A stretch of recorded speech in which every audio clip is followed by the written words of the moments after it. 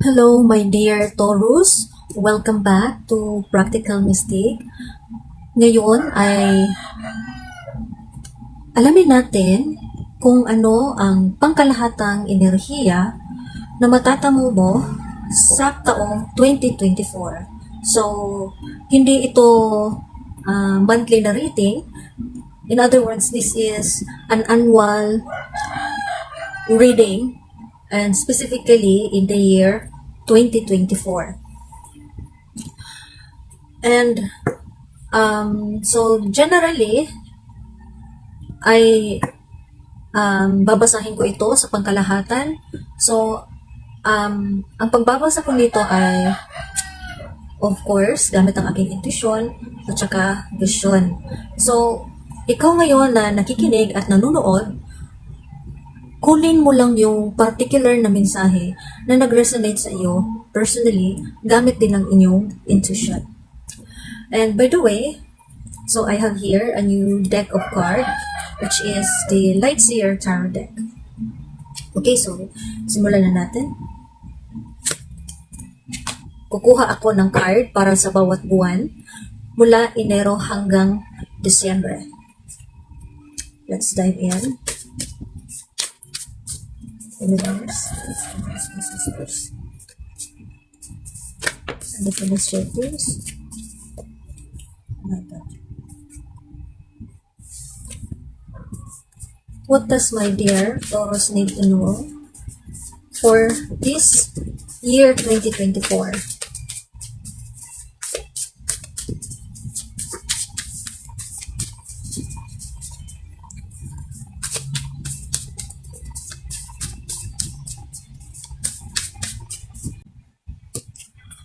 Okay, so simulan na natin. Para sa buwan ng Enero sa taong 2024 ay magkakaroon ng tinatawag na Two of Wands. This is fire, passionate fire energy or creative fire energy.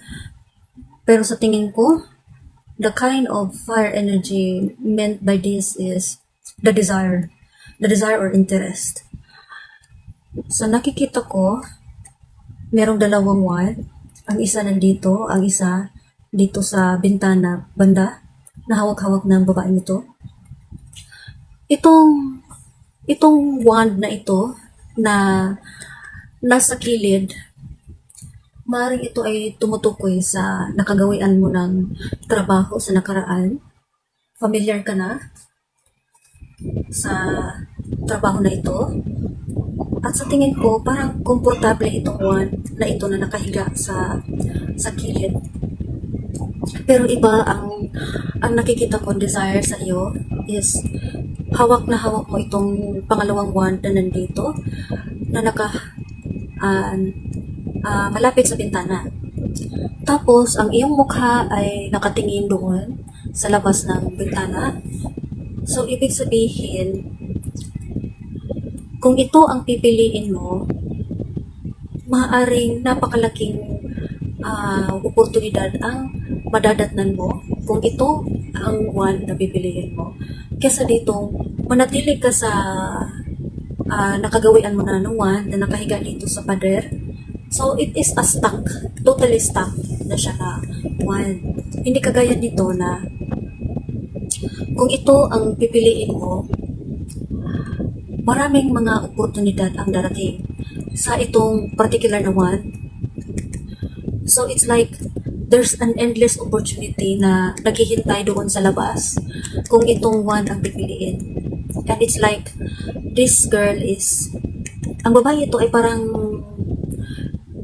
meron na siyang naiisip na planong pag-alis kasama ang one na ito kasi kung nakikita mo, meron na siyang mapa dyan at saka sasakyan. So parang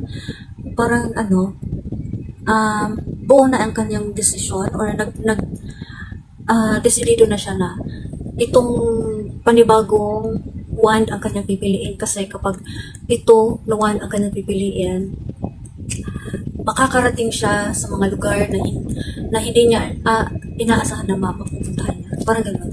So, there is like choices to choose. Ito ba na dati mong nakagawian na trabaho or itong panibagong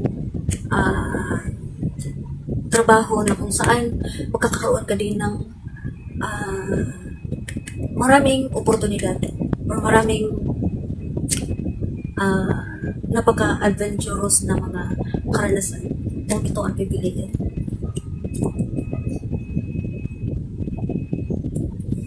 Tapos ito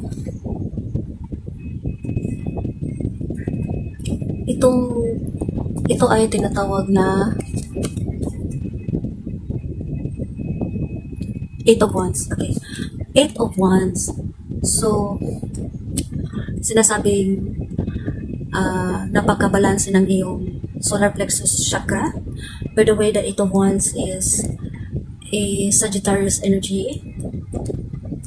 Eight of Wands. 1, 2, 3, 4, 5, 6, 7, 8. Okay. Ito sa buwan ng Enero, meron ka ng pinaplanong oportunidad or meron ka ng desisyon na gusto mong gawin. Meron kang, parang halimbawa niyan is, gusto mong maglipat ng panibagong trabaho kasi sa tingin mo, ang panibagong trabaho na natagpuan mo ay mas maraming oportunidad na madadatnan. Maraming oportunidad ang naghihintay sa iyo, sa labas, parang gano'n. Kung yun, yung bagong oportunidad o pangalawang oportunidad ang pipiliin mo. Kaya lang, parang cancel yung plano mong pag-alis sa dati mong trabaho dahil siguro sa wrong timing. So, bumabalik ka sa iyong biyahe or kaya restricted ka sa iyong pag-alis. Maraming mga bumabalakid sa iyong planong paglisan sa dati mong trabaho. Hindi natin alam kung ano talaga ang dahilan, pero kung ano man na dahilan yan, ay siyang naging balakid sa iyong planong pag-alis sa iyong nakaraang trabaho. Ito ang Three of Wands. Ikaw ay nasasaktan.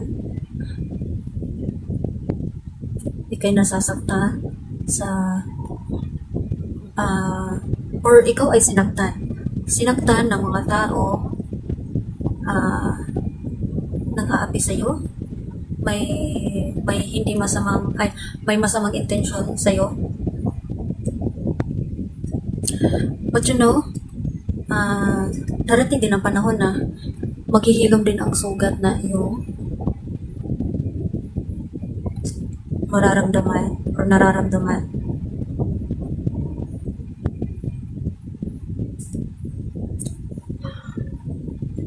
And I think marami ka nang natutunan sa iyong karanasan. So, like, nagsisimula na siyang naghihilom ang sugat. Kung nakikita mo, parang tinatahi siya. So, kapag natahi na yan, maghihilom na yung sugat na nararamdaman mo. Excuse me. And then, anyway, unti-unti nang nawawala yung sugat na nararamdaman mo. Wala nang sakit, wala nang kapaguran, walang nang galit, uod, sama ng loob. Kasi unti-unti na siyang naghihilom, natatahi. Okay? At dahil dyan, tumataas na yung vibration, energetic vibration ng iyong mga chakras, especially the heart chakras.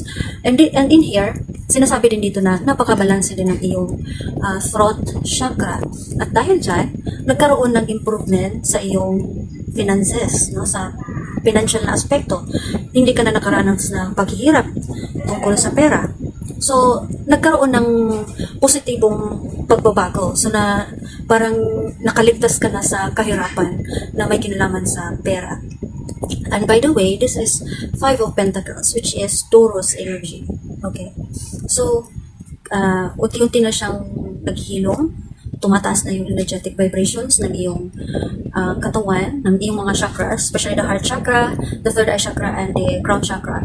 So, ang nangyari, nakaligtas ka na sa kahirapan na may kinalaman sa pera. And ito ang tinatawag na King of Wands. Ikaw ngayon ay napakalakas. Ang nakapagbibigay sa iyo ng lakas ay ang mga karanasan, yung mga mahihirap na karanasan na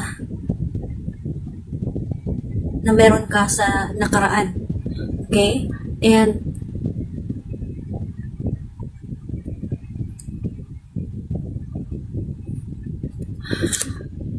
parang ito, King of Wands is actually creative fire energy. Parang itong taong to mas malakas pa sa Leon. Nakayanan niyang iwanan tong Leon na ito. Parang hindi na siya interesado. Natalo niya ang pananakot ng Leon na ito, itong pakialamera na Leon na ito, mang-aapi na Leon. Natalo nitong taong ito. Tapos itong taong ito, napakalakas talaga. At dahil napakalakas niya, parang nakayanan niyang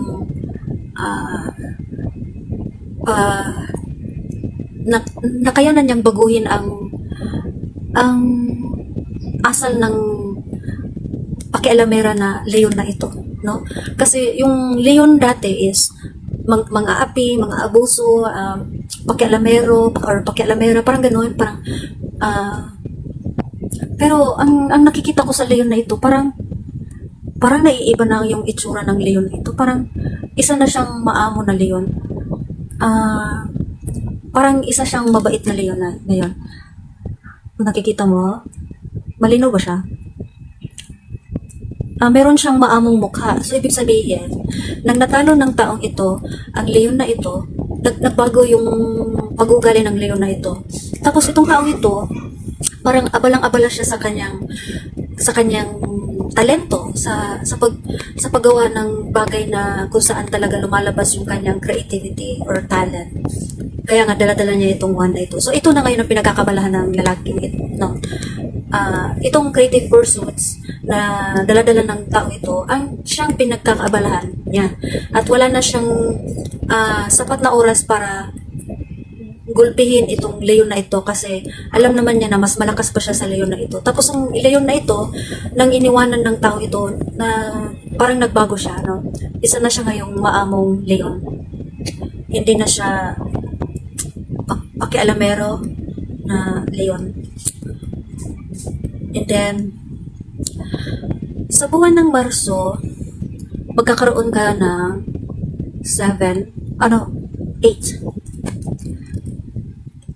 8 of Swords. 8 of Swords na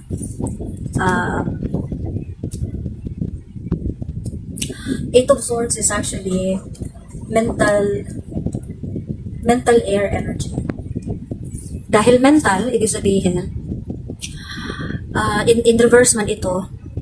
So, nakalaya ka na sa mga manipulations, octopus mind control ng Leon na ito, na parang nakakatakot naman talaga tingnan yung Leon, pero ang Leon na nakikita ko dito is siya, isa na siyang maamong Leon. Okay, so lahat ng mga manipulations, yung mga mind control or mind games ng Leon ay natalo mo na. Okay, so nakaligtas ka na, nakalaya ka na sa mga mind games ng isang narcissistic na Leon.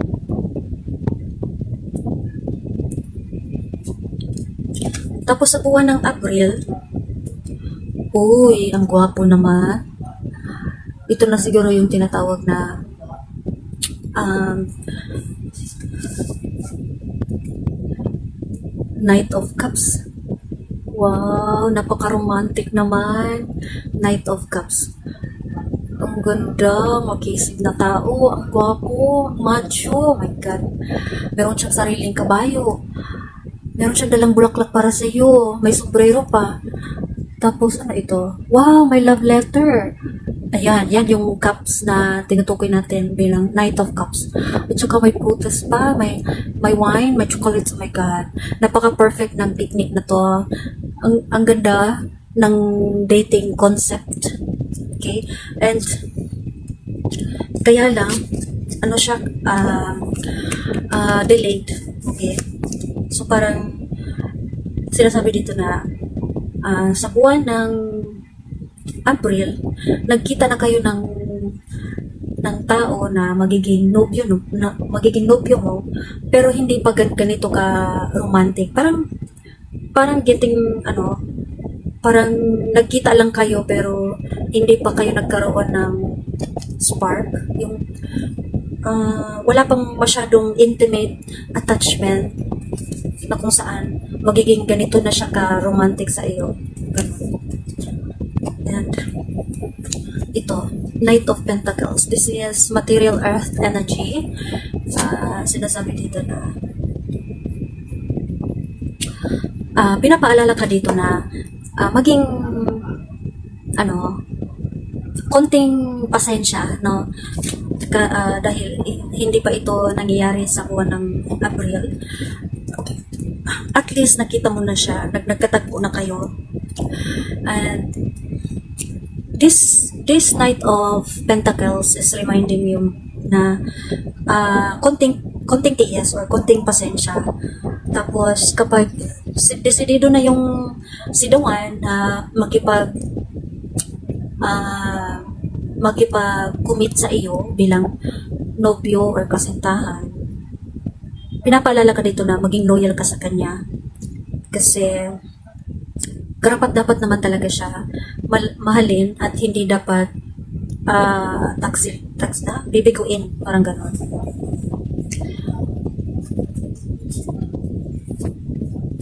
Okay. Huwag biguin ang taong buong-buo yung pagmamahal sa iyo. And then ito ang the strength. Wow, okay. Napakalakas mo talaga. Yung lakas mo, hanggang hanggang January, February, March, April, May, hanggang Mayo. Tapos, ibang-iba ito kesa dito sa, meron kang sapat na lakas para talunin itong mapang-api na leon na ito. Mga-api na leon. At the same time, dito, sa card na to, meron kang lakas at nakayanan mong balansehin ang iyong feminine at saka masculine energy. Ito yung masculine energy. Ibig sabihin, malakas ka, matapang, ganoon. Tapos itong feminine energy, ibig sabihin, isa kang nabalansin mo yung kagandahan mo, ang iyong mabutihing tao, ang kagandahan ng iyong loob. Okay? So, kung nakikita mo itong heart na ito, itong quintas, ayan, so beautiful. So, isa kang totally balanced na pagkatao dahil nakayanan mo ang iyong light self at saka shadow self. Parang natrain mo talaga yung sarili mo bilang para balansehin ang iyong tapang, lakas, at saka ang iyong kagandahan ng loob.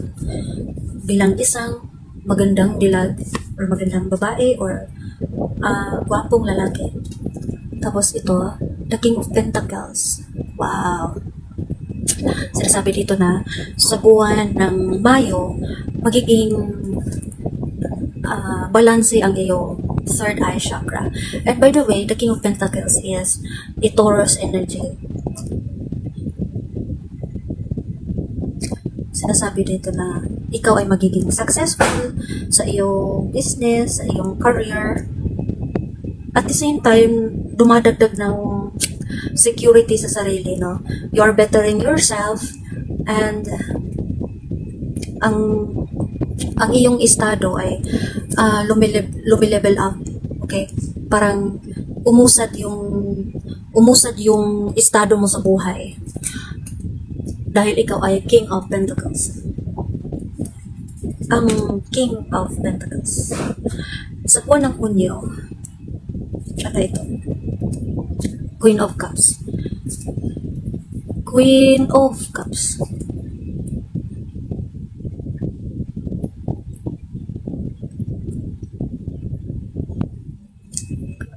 Ang Queen of Cups kasi ay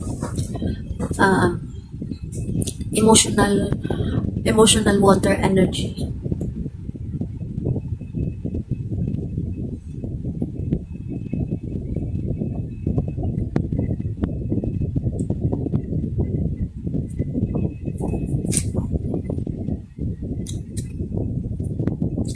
Meron ka bang nakikita dito, banda?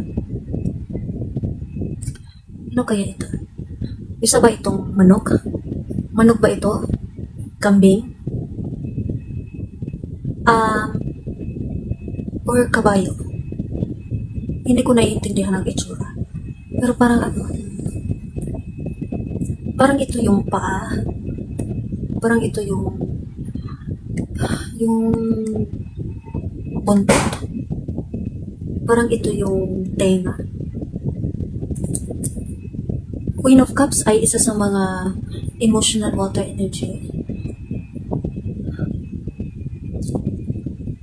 Ang babae ito, parang nag-meditate siya. Nag-meditate siya para makatanggap siya ng mensahe mula sa buong may kapal. Ang koronang ito ay karapat-dapat para sa kanya kasi siya naman talaga ay Queen of Cups. Queen of Cups. So, ibig sabihin, sa kanyang pagiging madasalin, napaka-meditative, ibig sabihin, madasalin itong babaeng ito, lagi siyang nagdarasal, at pagkatapos ng pagdarasal, nag-meditate siya. So, palagi siyang makakatanggap ng downloads mula sa universe. So, ibig sabihin, siya at ang universe ay parang iisa lang. Kung ano yung gustong mangyari ng kung may kapal, agad-agad niya itong matatanggap. So, siya ngayon ay parang napaka-grounded. And because of that, karapat-dapat talaga siyang makatanggap ng koronang ito bilang Queen of Cups. But I think, parang delayed yung pagkakatanggap niya ng mga mensahe sa buong may kapal kasi makakalimutin itong babaeng ito sa pagdarasal dahil siguro sa pagod mula sa trabaho, so hindi na siya makapag dalangin.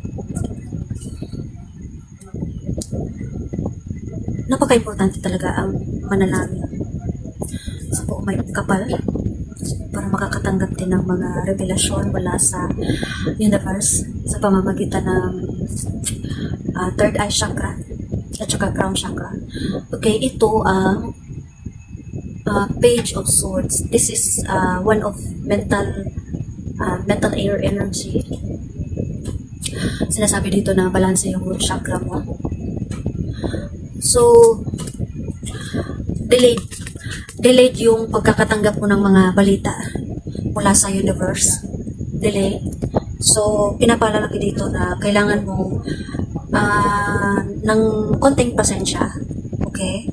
So, habang ikay naghihintay, dapat ma-inspired ka sa ibang bagay para hindi ka makaranas ng boredom sa paghihintay. And, kailangan mo talagang mag-isip bago ka magsalita. And iwasan mo ang masali sa gulo. Okay, iwasan mo. And ikaw ay mabilis mag-isip dahil kagaya na sinabi ko kanina, this is mental uh, mental air energy.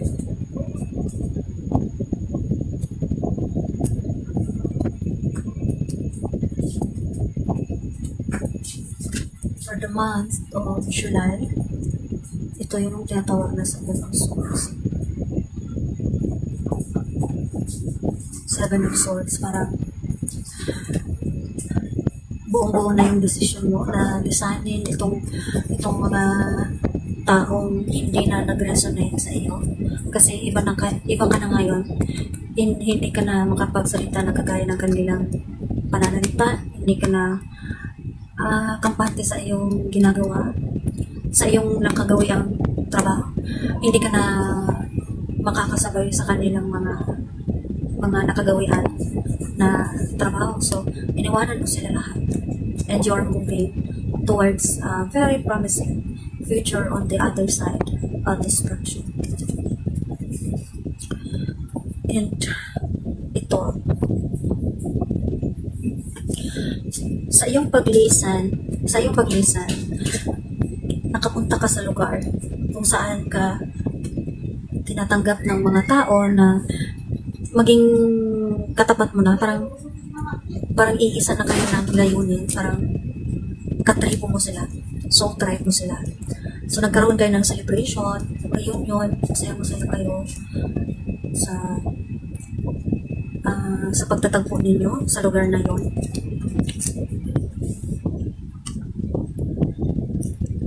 Masayang sa iyong paglisan, iniwanan mo itong mga makukulit or pakialamera ng mga ibon na to, mga taong ito. Hindi mo na sila, you're leaving people, places, and things that no longer serves your best interest. And you are moving away from them and going to the place that gives you life, energy, good opportunities. At ito, sa iyong pagdating sa panibagong lugar, pinagbunyi nila ang iyong pagdating. So nagkaroon kayo ng reunion, nag-celebrate kayo ng iyong mga panibagong katrabaho or soul tribe. Tapos ito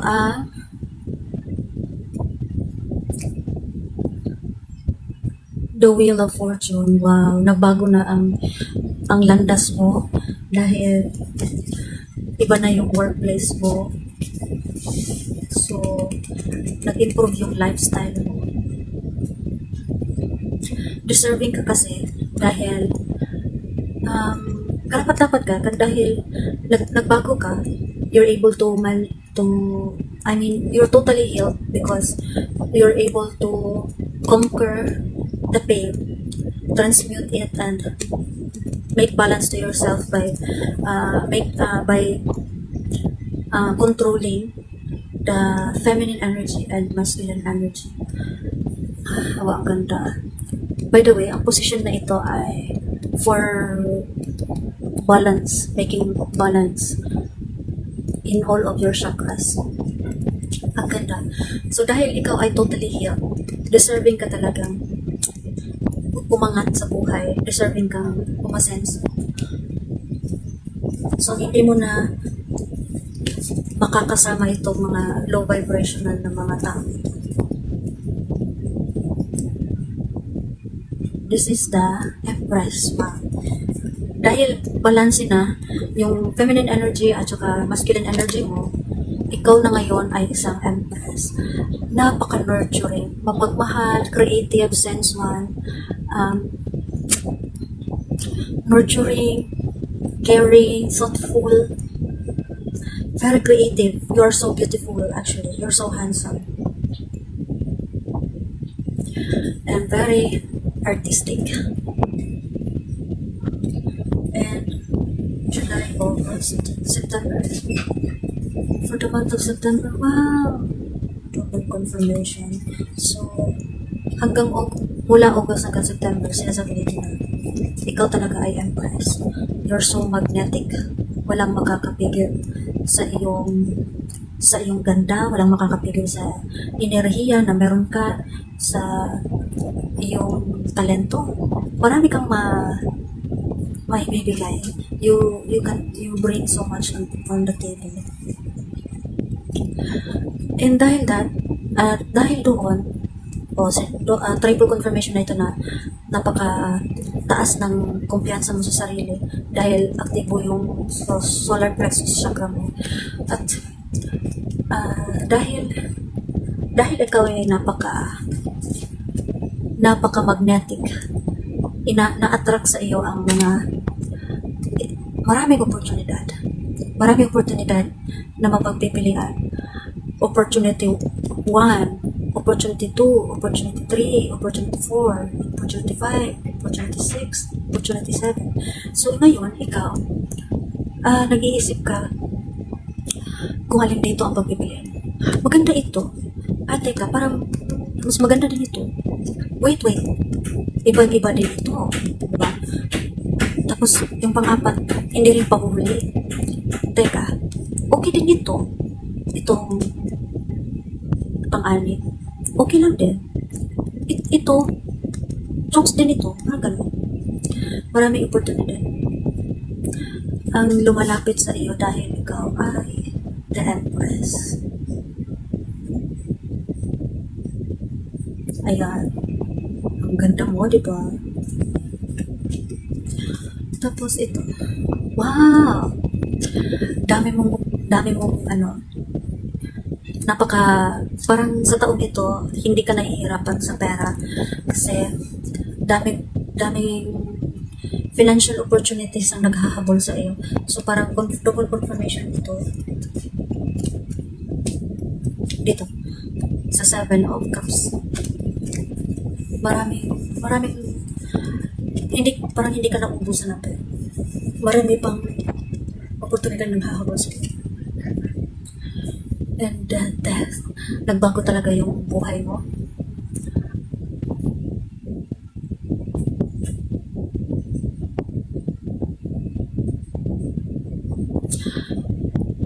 So, pinapaalala ko dito na kailangan mo mag-move forward. Move forward and huwag mo nang ulitin ang mga negatibong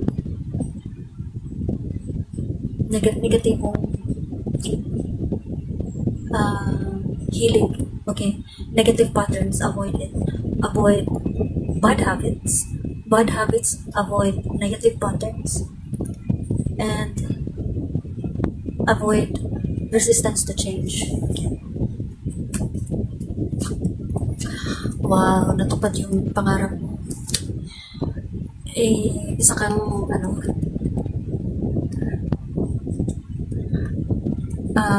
ibig sabihin nito, kung ano man yung hinahangad mo sa puso mo, nakikita ng may kapal kung gaano ka dedicated sa kanya. So,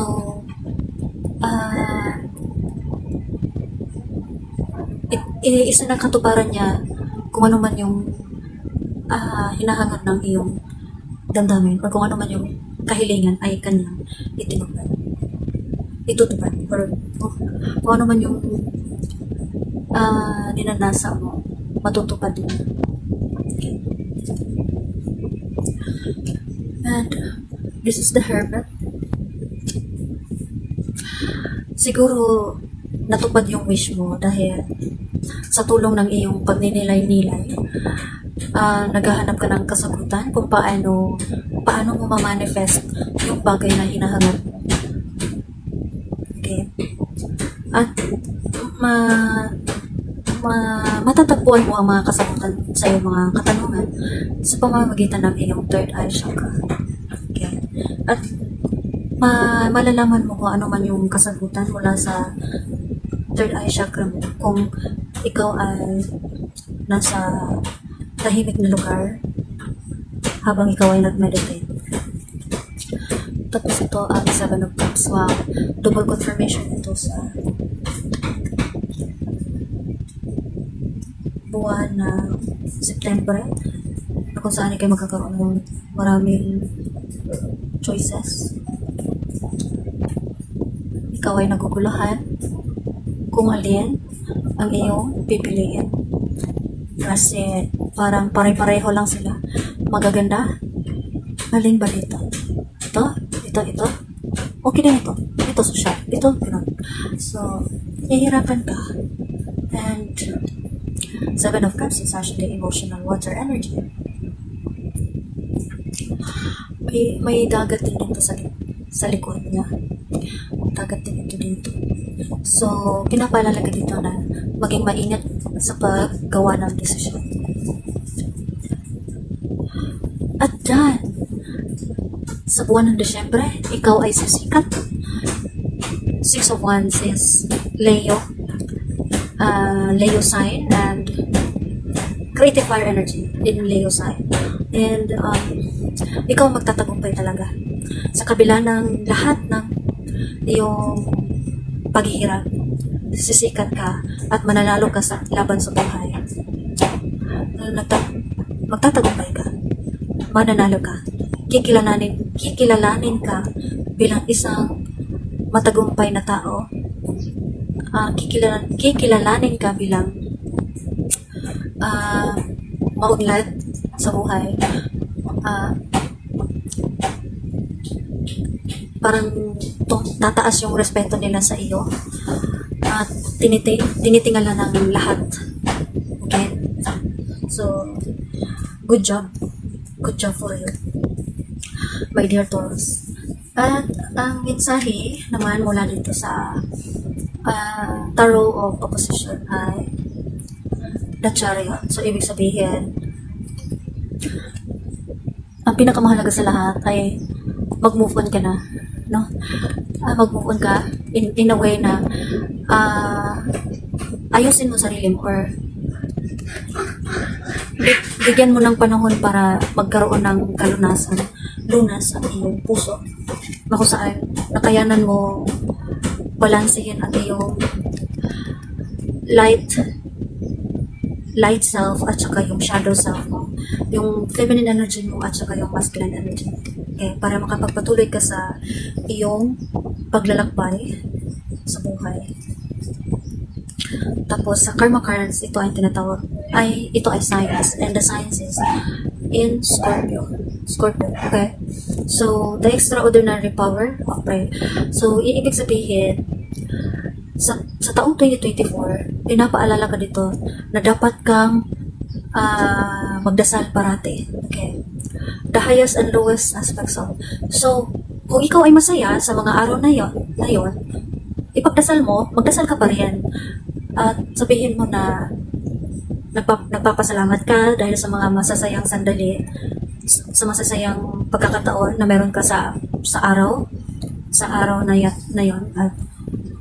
At during your lowest moment also, ipagdasal mo na sana hindi na maulit, sana hindi na ito mangyari sa buhay mo, parang ganon. So during your highest and lowest moments in your lives, still you have to pray and control yourself, no? Na kahit nakadama ka ng pagod, still you have to pray for protection. Huwag kang matakot kasi hindi ka naman talaga mababayaan ng Panginoon. Ang gusto lang niya mangyari is gusto siya makipag-usap sa iyo, na gusto siyang makarinig ng boses mo habang ikaw ay nananalangin. Okay, so sa taong 2024, parang ilang confirmations na sinasabi dito na magkakaroon ka ng maraming oportunidad. Kagaya nito, Seven of Cups pa rin mula sa Lights Year Tarot deck. Tapos, ano pa yan? Ito, The Wheel of Fortune din. Sinasabi dyan na magkakaroon ka talaga ng panibagong